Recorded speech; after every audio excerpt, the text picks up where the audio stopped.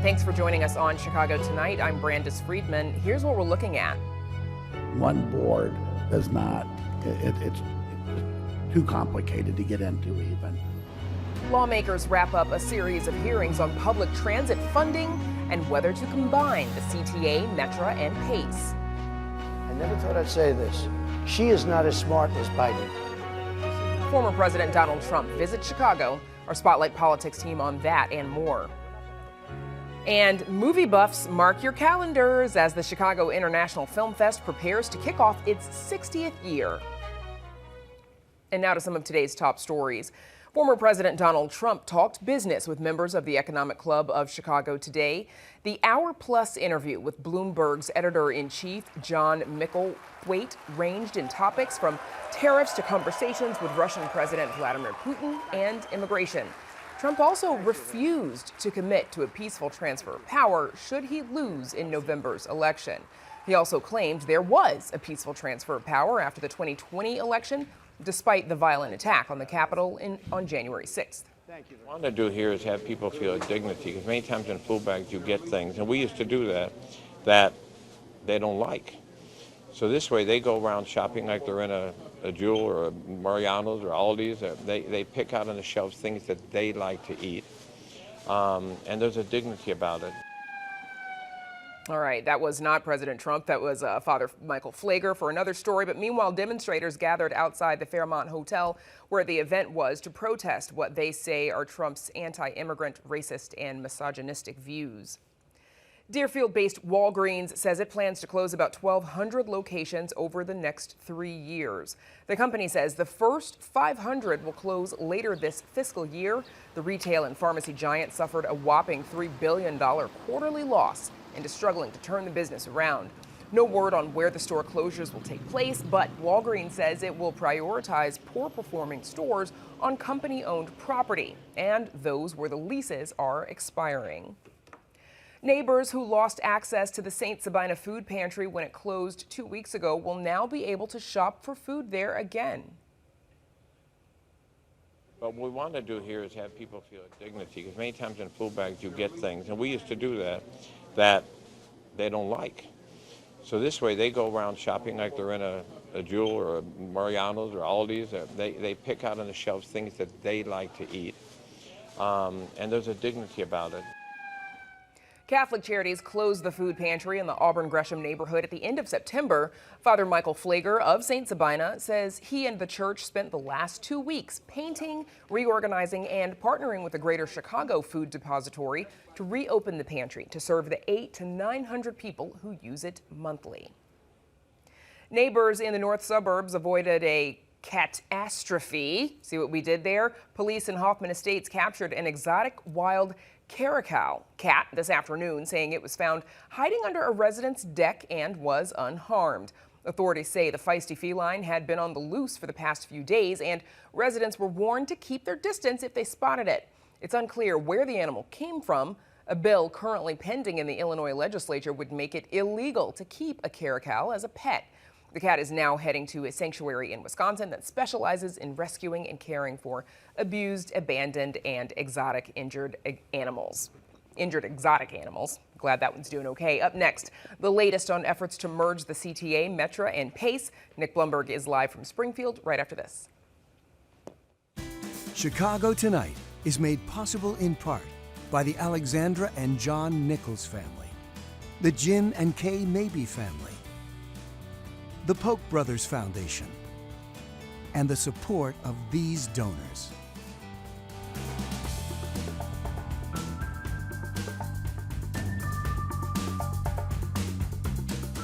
With Chicago's transit system facing a $730 million budget gap, state lawmakers have been holding a series of hearings on the future of public transportation, how to fund it, and how it should be managed. Earlier today, the Senate's Transportation Committee met for the last of those hearings, for now, and expanded their focus to look at the importance of transit around Illinois. But they still spent plenty of time debating the hot topic in transit land, whether to merge the CTA, Metra, and PACE, as some lawmakers and advocates are proposing. WTTW News reporter Nick Blumberg has been following this issue and joins us live from Springfield. Nick. Well, Brandis, this idea of a transit merger has been floating around for more than a year. Lawmakers asked the Chicago Metropolitan Agency for Planning to come up with ideas to reform the region's transit system. Ridership is still off of its pre-COVID peak, and federal relief money plugging that gap is only expected to last through the end of the year. Now, one of the ideas that CMAP came up with was to merge the 3 Chicagoland transit agencies and to funnel in $1.5 billion extra of funding from the state annually. State Senator Ron Villivalam and some of his colleagues have taken up that idea, sponsoring legislation that aligns with CMAP's merger proposal. The refrain you often hear from folks is no funding without reform. Now, Villivalam also chairs the Senate Transportation Committee, which had 6 hearings on the topic. The final one was today, though he said this is a weedy and important issue, so it's likely this won't really be the last hearing on the matter. Now, as we've reported, CTA, Metra, PACE, the Regional Transportation Authority, they've all been pushing back against this idea of a merger. So have quite a few suburban lawmakers. They're concerned about losing representation. Right now, many county chairs can appoint 1 person each to the Metra, PACE, and RTA boards. Under this new merged Metropolitan Mobility Authority, they'd get just 1 appointment each. Now, the Illinois Municipal League's John Kutza said it's not just about representation, it's also about money. Legacy financial obligations or debt, including CTA pension liabilities, should not be passed on to other constituent groups. This would result in significant increases in pension costs to the other boards of CTAs combined with them in this fashion. A less drastic approach to governance reform should be considered. Nick, you mentioned that this hearing took a look at the issue of transit statewide. What did we hear?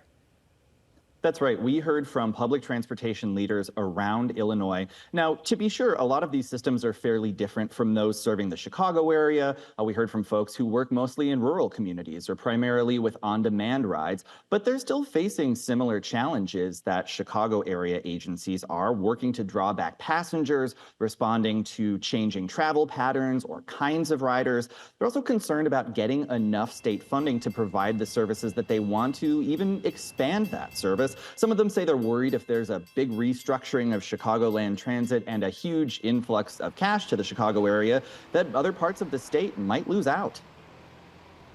Our state has a history of providing critical financial support to the public transit statewide. The Illinois Constitution establishes access to public transportation as an essential service in our state. As we've partnered with our communities, we've implemented programs such as free rides for veterans in our community, free rides for K through 12 in our community, all in an effort to reduce the gaps and barriers to opportunities, whether it be employment or education.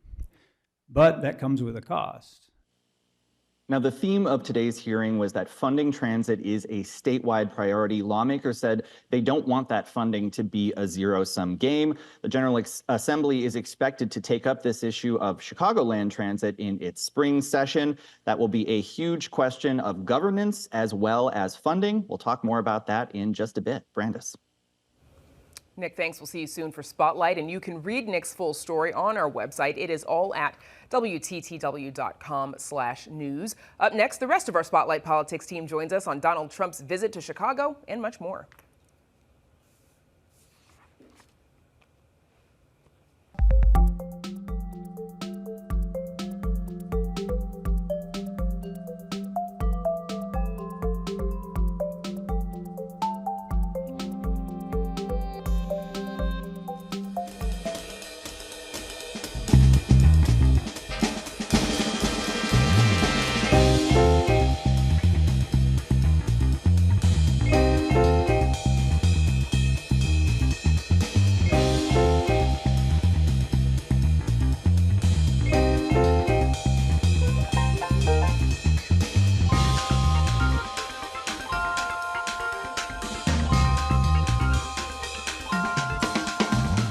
The consent decree that requires Chicago Police Department reforms may expand to include traffic stops.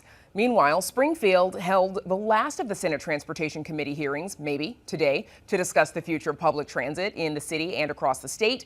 And former President Donald Trump was back in Chicago today, which was met with some opposition. The progressive movement in Chicago does not allow racists to come to our city. Donald Trump is a racist, a misogynist, he's xenophobic, he's anti-black, he's anti-Palestinian, he's absolutely anti-immigrant. All right. Here with all that and more is our Spotlight Politics team, Amanda Finnicky, Heather Sharon, and Nick Blumberg, still in Springfield, joining us again tonight. Heather, so let's start with some city stuff. Federal Monitor has recommended giving the Community Commission for Public Safety and Accountability authority over the police department's traffic stop policy. This, of course, follows the fatal shooting of Dexter Reed. Why is this important? Well, almost immediately after Dexter Reed's death, the monitoring team and the Chicago Police Department agreed to expand the consent decree for the fourth time since 2019 to include traffic stop. That was met with significant opposition, not just from progressive alder people, but also the ACLU, who said that the consent decree wasn't the right way to ban pretextual stops. They want Chicago police officers to be banned from making the kind of stop that they say led to Dexter Reed's death. Now, what the monitors have done in their most recent report is basically try to split the baby. They say the consent decree should expand to include traffic stops, but the new Community Commission should have some authority over that policy. How exactly that will all work out is very much up in the air, but it is the first indication that the monitors see the CCPSA as having a formal role in the consent decree. So, Nick, we just talked about this. You clued us in earlier on the Senate Transportation Committee hearings. What is next for this debate? Well, in addition to these public hearings, there's also a working group that's, having more private meetings that's made up or led by members of the Illinois House. So the idea there is that there's both a public process where, folks can come and talk about this in an open hearing, and then there's also quieter closed door meetings. We heard from Illinois House Speaker Chris Welch that he expects this issue to come up in the spring session in 2025, but it's not likely to be resolved until the end of the spring session, even if it is, more modest reforms, say a more empowered RTA, which is one of the ideas that's been floated as well. There are just so many questions, so many stakeholders, and of course, there's the question of where do we get all the extra money, whether it's just to plug the gap, with the immediate fiscal cliff, or if it is this extra $1.5 billion each year. Perennial question. Amanda, let's turn to schools, because I think we've all got a little bit of whiplash after last week's back and forth over Chicago public schools. What is the likelihood that the state will intervene? Yeah, fair enough, and that whiplash isn't going to end. Nope. By the way, keep watching WTTW in Chicago tonight for more on that, including Friday. But state intervention, I think it really depends on what direction the Johnson administration and the new school board takes in terms of what the state is going to do. Right now, it's just this lingering, hey, everybody, it's out there. I think that you have legislators who have talked about that, say that they're calling for a state response in response to their own constituents who are really frustrated and scared about what they perceive to be as chaos and questions over their children's education and their children's very future. So a lot of this will depend on, is a high interest loan taken out, and is that something that is perceived to be helpful to education, or is that something that is going to be seen as bankrupting CPS? So legislators will very much take their cues from the future here. But Brandis, I want to say that, this notion isn't completely unprecedented. It was hugely pushed back on when Governor Bruce Rauner raised the notion of a state takeover of CPS just because it was CPS. But you have certainly had, in fact, there's state law that dictates when there is going to be state intervention with the district. It's not the first time CPS has had a budget hole or struggled with filling North that gap. Chicago, East St. Louis have had financial oversight from the state before. This isn't what the state is looking at. So, Heather, CPS CEO Pedro Martinez and school board members are invited to tomorrow's City Council Education Committee. What can we expect? Well, we can expect CEO Pedro Martinez to show up because he had already agreed to speak to the Budget Committee, and it seems like a bunch of council chairs got together and said, hey, let's do this all at the same time, save everybody another trip to City Hall. I personally appreciate that. But it's not clear whether any school board members are going going to show up. We talked about this after the city council meeting last night. Mayor Brandon Johnson has been very clear that they are invited to attend, but are under no obligation to do so. The real question I think that Pedro Martinez is going to face is about what the city should do to help CPS sort of fill that $300 million hole. And I will be very interested to hear from alder people like Bill Conway and Brendan Riley about whether they're willing to sort of pony up some of their precious TIF dollars, of course earmarked for projects that they are very much in favor of in their downtown wards, to help fill that hole, because they are very opposed to that high interest loan. The thing about budgets, Brandon, is that it's a zero-sum game. You can only spend $1 in one place, and I think that is the fundamental truth that both the city and the school district have to come to grips with. Okay, so real quick, let's talk about former President Donald Trump. He's back in town, speaking at the Economic Club of Chicago. His running mate, J.D. Vance, was in the suburbs yesterday for a fundraising event. Heather, why are they here? Money, I think, is the simple reason. We know that Vice President Kamala Harris has a pretty significant financial advantage over the Republican ticket. They are still raising money. It's easier to do that in states like Illinois, where you can sort of go in and get out. But, you know, I think we saw the president, or the former president, I should say, talk to sort of the business community and sort of make his pitch for sort of tariffs. I don't really know how well received that was. I've seen differing reports from inside that room, but it's clear that he is pitching himself on an economic basis, while we see the vice president doing a little bit more sort of cultural reach out. She's on the radio this afternoon with Charlemagne, and, you know, of course, we heard her on Call Her Daddy last week. Of course we did. The president, by the way, Brindis, did talk about, by the way, money. He said, hey, you're a rich audience here, Chicago business community. Yes. He was pretty happy about that. Yeah, there were times it sounded like a friendly crowd with some applause and some cheering for him. That is Spotlight for the night. Amanda Vinicky, Heather Sharon, Nick Blumberg in Springfield for us. Thanks, gang. And be sure to check out our WTTW News Voter Guide. It is a one-stop shop for everything you need to know before voting. You'll find candidate profiles and questionnaires, as well as key dates to know and whether you're registered to vote, because that feels like it's important. That is all at WTTW.com/voter guide. Up next, what to expect at this year's Chicago Film Festival. Stay with us.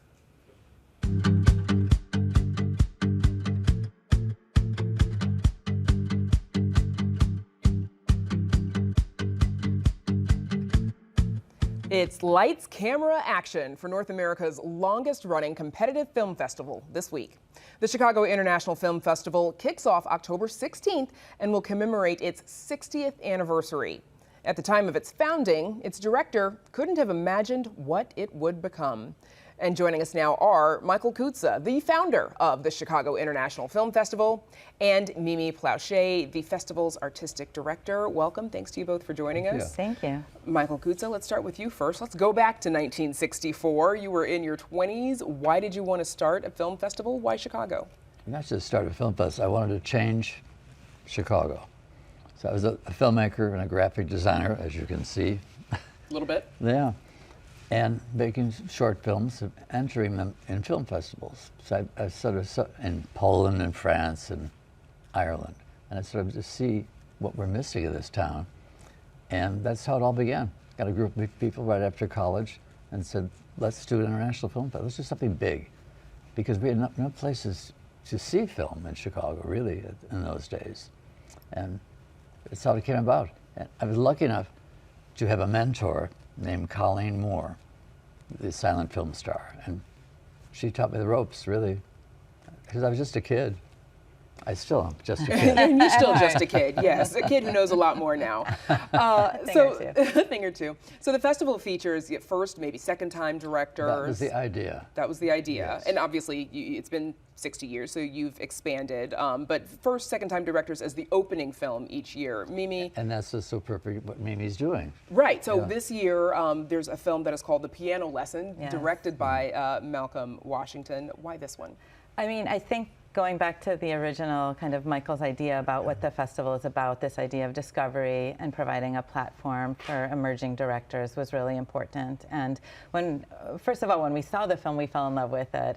And then it felt like it was really the bonus that it was a first-time director whose work we really wanted to showcase and introduce to Chicago and to the world. And to be clear, Malcolm Washington, brother of John David Washington, who is starring in the film, Sons of Denzel Washington. Right, yeah.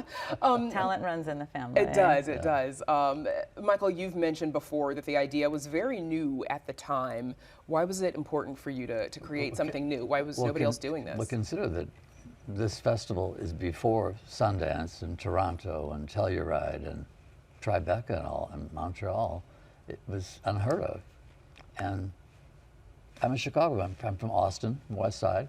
And I wanted to, as I said earlier, I want to change the city, change the whole scope of things, to see what you're missing. You're missing the world, and we've brought the world here. We still do. What went into planning the festival? What goes into planning it each year? Well, each year. I'm sure it's gotten easier over the years. Well, the first year, of course, first year nobody came if they weren't ready to see foreign film, really. So the only way I could get Chicago people interested in these international films was to spice it up with movie stars. So it was very star-studded in its early years, and then that caught on. And the temptation was see Betty Davis or see Joan Crawford or see someone or a famous director. Maybe you'll stay for a Hungarian film. Maybe you'll stay for something Italian.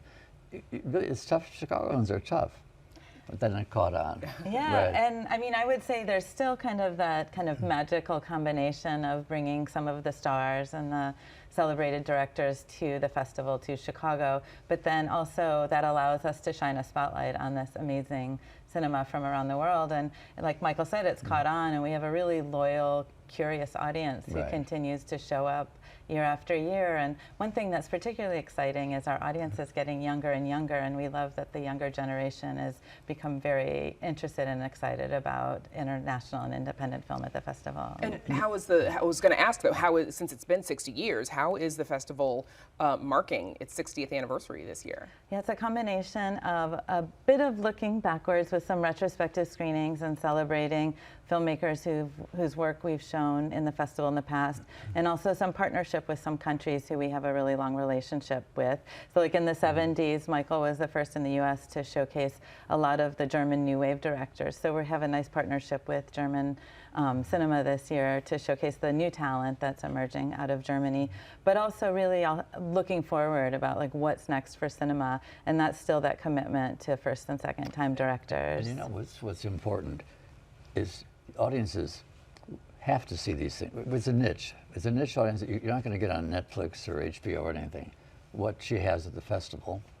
This is my granddaughter, by the way. So, I was called the father of the film festival the other day, and I thought, okay, like then thank you. We've only worked together what, 12 or 13 years. Yeah. Gosh, you're not going to see these films anywhere else, basically, and you've got to go. I'm going to see 25 of them myself. Well, and how has the film festival industry, or how have festivals altogether influenced the film industry, and streaming in particular? Well, you can answer that better than me. Yeah, I think that, I mean, again, festivals create this excitement around or buzz around a film. I think also just this sense of film feeling, or a film festival feeling like you're attending an event. And so with that buzz, or creating that platform for films to be launched out into the world, so some of them will already have distribution, but then there's a lot of films that because of playing in festivals, they get noticed by distributors, by audiences, you know, even by the streamers, and they start paying attention to them. You know what's wonderful about the whole situation is a young filmmaker may show the student film of Oliver Stone. No one heard of Oliver Stone, or the first film of Bill Friedkin, and then Oliver would come back with a feature, or Bill, or whatever, etc. Scorsese, as you know, we were together at an event. Scorsese said, "Chicago, Chicago is important to me. My career started here because of the film festival." And he still says that, which is sort of cool. Yeah, and this year we're closing with Robert Zemeckis Right. here, native Chicagoan, but also showed his short films in the early 70s. Yeah. Bob Zemeckis. Michael, why do you think this festival has lasted as long as it has?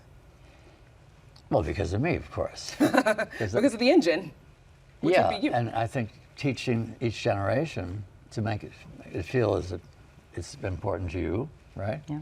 And 300 volunteers and the excitement.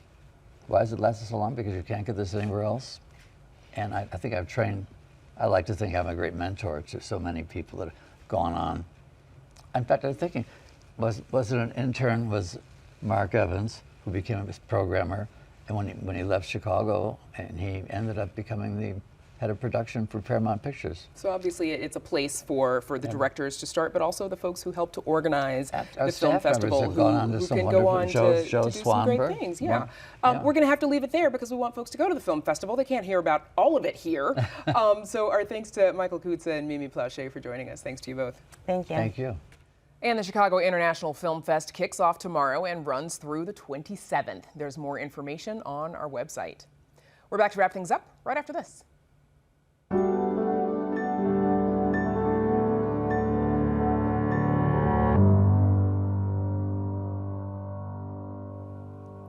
And that's our show for this Tuesday night. Be sure to sign up for our free email newsletter, The Daily Chicagoan, at WTTW.com/newsletter. And while you're there, check out our website for the very latest from WTTW News. And join us tomorrow night at 5:30 and 10. The new president of Northeastern Illinois University joins us amid turbulent times on college campuses across the country. And Public Schools CEO Pedro Martinez and school board members are set to attend a city council committee meeting. Now, for all of us here at Chicago Tonight, I'm Brandis Friedman. Thank you for watching. Stay healthy and safe, and have a good night.